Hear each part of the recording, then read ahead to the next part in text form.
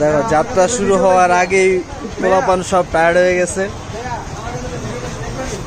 সময় হচ্ছে 11:30 বাজে, আমাদের 9টা বাজে রওনা হওয়ার কথা ছিল। এখনো 1.5 ঘন্টা যাবত অপেক্ষা করতেছি। আলীকদম বাজারে আছি। আমরা এখন চলে আসছি আমতলী ঘাটে। এখন বোটে কইরা আমরা রওনা হব। অনেক বেচ আছে, অনেক স্কট আসছে একসাথে ছাড়বে।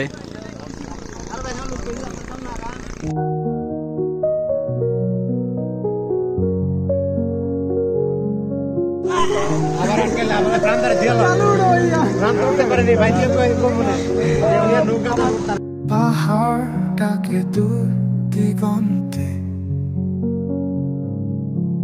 মেঘ ছুঁয়ে যায় নরম গলিতে, চুপচাপ বসে পাথুরে ঝিরি পথে, স্বপ্ন জাগে চোখের কোলাতে।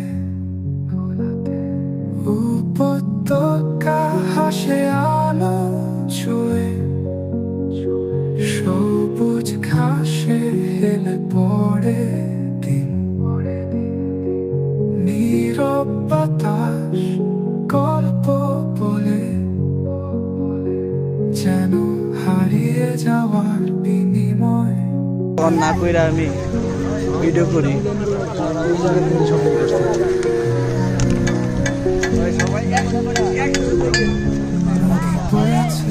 চলো চলো, ওদিক কই যাও, আসো আসো।